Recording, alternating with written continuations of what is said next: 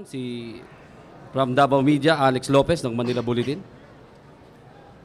Sir, good morning po. Sir, can you give us an update on the negotiations of the framework agreement of the Bangsamoro and the support of the Congress to the proposed amendment of the ARMM law?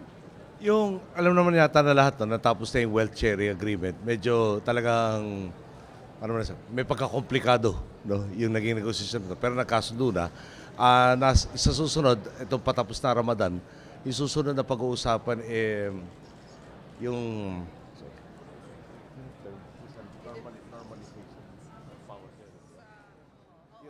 power sharing tsaka normalization. Ano ba yung powers na i-devolve doon sa bagong gobyerno ng ARM? At yung tinatawag na normalization, no? Pagbababa ng armas. Pero next pa yun, after Ramadan, which will matatapos bukas, di ba?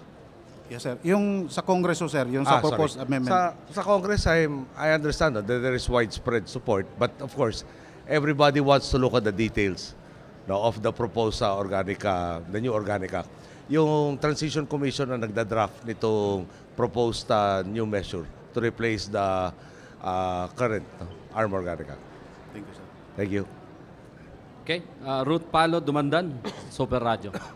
Hi, President Toy. Hello. May we know, sir, what are the national government's effort in improving the weather monitoring system in Southern Mindanao, particularly in Region 11, since the region is now being disturbed by typhoons? Pwede bang sabihin ko na lahat ng ginagawa for Mindanao instead of just the region, no? If you'll bear with me, medyo 1.5 pages to. Okay. There are buildings na constructed for the flood forecasting centers in Cotabato, Tagum, Libuganon, and Buayan, Malungon. Nasa process of bidding for these buildings. Installation of monitoring facilities under NOAA, which is yung National Operational Assessment of Hazards. Then, of course, nagkaroon ng media seminar workshop to explain exactly ano ba yung warnings. Hindi lang yung sa hangin. Dati kasi pag storm signal, di ba parati yung gano'ng katulin o gano'ng kalakas yung hangin na buwabagsak. Yes, Pero sir. emphasis ngayon, yung dami ng tubig na buwabagsak pag may ulan. No? Meron scale up to torrential, from light to torrential. Ina-explain gano'ng karami babagsak na tubig for a given time span para meron tayong impression or alam natin kung gaano kataas yung peligro pag may parating na tubig. Nakakatapos rin yung seminar Cagayan de Oro City specifically for that. Rainfall and thunderstorm warning system in Mindanao starting April 2013. Okay. Mga weather stations at El Salvador, I understand this is Surigao, started the implementation also of the Northern Mindanao Project of National Disaster Management Institute of Korea, which includes the installation of automatic rain gauges and water level sensors and flash flood alert systems. Yung survey of the site has been completed last July. Installation will be completed by September of this year. Yung vulnerability assessments, yung flood early warning systems, at yung hazard mapping for storm surges and severe wind, and various other training seminars. No? Yun ang mga ongoing na projects by DOST primarily with regards to yung flooding na situation. Yes, sir. Thank you, sir. Thank you. Okay, thank you, Ruth. Next, Royces Nugget, TV5. Mr. President, may we get an update dun po sa isinasagawang investigasyon dun sa Cotabato bombing and also yung mga sumunod pa na pambobomba kahapon? Meron na po ba tayong suspects? I might be calling for a press conference later. No? Meron kami meeting pagkabalik ng Maynila with the security cluster. I have to clear with them exactly what information I can share. Basta suffice to say, yung mga grupo, no, amongst them yung ASG, hindi naman humihinto yung ating operations. Meron mga significant operations like in February of 2012 kung saan nadali si Dr. Abu and some of the people who are suspected of having been involved in both the Cagayan de Oro and Cotabato incidents. Ngayon, I am not at liberty to tell you all of the details of the ongoing operations to neutralize or capture all of these people wanted by the government. No? I assume we will be also announcing later yung reward system or rewards for the information leading to the arrest of suspects in all of these bombing incidents. No? Meron rin, tinitingnan rin yung all possible angles. Amongst them, nagkaroon na encounters recently between the BIFF and the armed forces. At there is a theory that all of these bombings are related to that to lessen the pressure of ongoing follow-up operations against these BIF elements that attacked North Cotabato.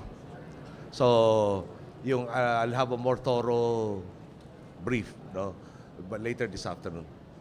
Sir, also maybe get an update din po dun sa naging meeting po ninyo sa security assessment. How serious po ba yung nagiging problema dito sa Mindanao? Yung I have to be a little bit careful, no? Pero basically, merong mga threat groups na tila nagsama-sama. Dahil nga, siguro to a large degree, lumita rin yung capacities nila. So, itong tatlong grupo yung aming tinitingnan na dati may pagka-loose yung kanilang samahan. Tila ngayon parang lalong nagsama-sama o nag-join na talaga ng serious effort dahil may pagka-desperado na nga para mahadlang yung ating proseso ng pagkakaroon ng kapayapaan dito sa Mindanao. So, parang in a sense, no, signs of desperation to pinagagawa nila itong acts na ginawa nila. Sir, may indikasyon po ba na yung posibilidad na magkaroon ng spillover? To other areas? Yes, sir. We have tasked actually the security sector to implement hardening, to continue the hardening that was done previously. Paalala ko lang we are a democratic country, we are an open country. Marami tayong freedom, especially of assembly, movement, etc. that can be exploited by elements antisocial like this, terrorist elements. No? Pwede ba mag-spill over? Meron silang mga aspirational plans. I have to emphasize, aspirational. Yung parang ang tagal dinideclare that they will launch attacks everywhere and anywhere. No? As to the capability, there seems to be no change as to the assessment of where they are able. They can undertake such operations. Alam mo, for instance here in Davao, parati lumalabas sa reports na may intention on Davao. But as you know, in Davao in particular, mukhang umiiwas sila dahil maganda ang seguridad dito at saka maganda palakad ni Mayor Duterte amongst others. Good yung cooperation between the LGU and our security services. And hopefully, no, that will still continue to deter. Kung saman tayo mag-harden, naghahanap sila ng madali ang target. At malawak nga ang Pilipinas, no? 95 million tayo mga Pilipino. Tutuloy yung part of what I will be appealing for later on is greater citizen involvement in detecting suspicious either individuals or activities to increase, para maging force multiplier sa ating security services. Thank you, Mr. President. Thank you. Willard Cheng, ABS-CBN. Willard. Hi, sir. Good noon. Sir, have you spoken to General Danilo Lim and have you accepted his resignation? I talked to him, can't remember exactly, I think it was this week, no? I'll be giving him a new assignment. We're still in the process of discussing where exactly his new assignment will be. I spent most of the time getting briefed, no, on the nitty-gritty as far as the customs is concerned, the problems that he encountered, issues, no, para mas nabigyan ng substance yung aking mga suspicions before. So afterwards, he will be given a new tasking out of customs. Out of the customs. Sir, how about Deputy Commissioner Tanyada? I haven't talked to him, no, but Commissioner Biason is batting to retain Deputy Commissioner Tanyada. Okay. Sir, what do you intend to do to those customs officials who refuse to submit their courtesy resignations? Alam mo, ayoko yung telegrama eh. Basta be assured, I think I said yesterday or the other day, na within the month, or within a month after we finish the plans, you will see a radical transformation of the Bureau of Customs. Okay. Thank you, sir. Thank you, Willard. Huling tanong, Dylan Porcala, Philippine Star. Dalon. Afternoon, sir. Yung kay Senator Ping lang, medyo marami nagtatanong. Would you be issuing an executive order or will you just let Congress pass a law creating a separate office? Yung the executive department, I understand I am authorized to reorganize the executive department at any time. No? Yung maliban na siguro pag merong election ban. Yung he submitted the proposal, yung the executive secretary and his staff are going over the proposal to see how it will dovetail with all the other agencies of government embarked on similar activities or similar campaigns. So the ES has not given me their recommendation as of this time. So I'm awaiting that. Okay, thank you, Mr. President. At maraming salamat sa mga kasama sa media. Magandang tanghali po. Yes, si Edith yata meron. Sige, Edith, you have something? May tanong ka? Hindi, sir. Follow up lang po. The Asian integration would be for the next, less than 2 years na, di ba? And you have given the marching orders both for all the government sector, government departments concerned. But how would you be able to fast track it? What would be the measures that you're going to take to fast track for Mindanao to be competitive in that arena? Well, yung number one na challenge sa atin dito yung connectivity. Yung pag titingnan mo lahat ng ating mga brother nations in ASEAN, lahat sila may land boundaries with others in ASEAN. Tayo lang ang wala. Di ba? Even if you look at Indonesia, Malaysia, talaga meron sila, and Brunei. So, yung ginagawa natin dito is primarily yung increasing yung accessibility and connectivity by stressing nga yung access to the Philippines through investments in the various seaports and especially the airports. No? Now, yung ginagawa natin in other aspects, agriculture for instance, no? Yung coconut, I'm very excited. Bakit tayo very excited? Ang dami ng mga kababayan natin under the poverty line are in the coconut and fishery sector. Yung sa coconut in particular, dagdagan natin intervention. No? Yung pag umasa ka doon sa nyug lang kada hektarya, 20 mil raw kada taon. Ngayon may lupa sa pagitan ng mga puno. Pwede mo gamitin for intercropping. Pagpunta ka ng kape, no? Magtanim ka ng kape, in between ng puno ng nyug, ang income tataas by, well, from 20,000 it will become over 170,000 per hectare per year. Then it encourages yung industriousness. No? Hindi yung pitas ka lang ng pitas. Pinipitas mo lang yung puno ng nyug, di ba? After 7 years. Dito, kailangan may itatanim ka rin. May pipitasin ka doon sa kape. Yung market, napakalaki ng market ng kape. Nestle, for instance, imports something like between 70 to 80% of what it needs. In Nestle Philippines, no? Has to import 70 to 80% of what it needs. Ang target nila, i-reverse yun. Na 80 galing sa Pilipinas, 20 na lang yun i-import. So, malaking bagay kung maengganyo natin ang ating mga magsasaka na yung ginagawa nila, dadagdagan ng kapraso, lalo makakadagdag sa kanilang income. Of course, sa nyug, meron rin si Dr. Arboleda ng Bicol State University, may prototype factory para for all other uses of coconut products rather than just yung coconut oil. Meaning yung coco coir, coco peat, coco water, charcoal briquettes, etc. Now, ang kinaganda ng kanya proposal at ipoprototype to, probably in the Bicol area muna, yung investment natin dyan within a year, bawi. No? So yung tasking kila Dr. Arboleda of the Bicol State University is come up with that model na marireplicate elsewhere. So may mga factories ka that eventually will be owned by the farmers themselves, no? To produce all of the material apart from coconut oil. So, di ba yung coco coir kasi galing do sa pinaka yung ginagawang bunot, di ba? Binubunot yung fibers doon, ginagawa mong geotextile material.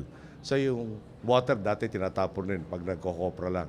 So lahat ito mga dating ina-assume na waste products maging pagkakataon na pagkakakitahan na dagdag para angat nga natin yung ating mga kababayan na nasa nyugan na nasa karamihan ay nandun sa below the poverty line. Dahil ang habol nga natin yung inclusive growth. Fisheries, same thing. No? Tatayuan ng facilities. Kuminsan ports, kuminsan cold storage facilities. May lugar doon sa zona, naalala ko sa Palawan, mayaman yung karagatan na kabahagi nitong parte ng Palawan. Pero walang malayo sa mga merkado. So inuhuli nilang...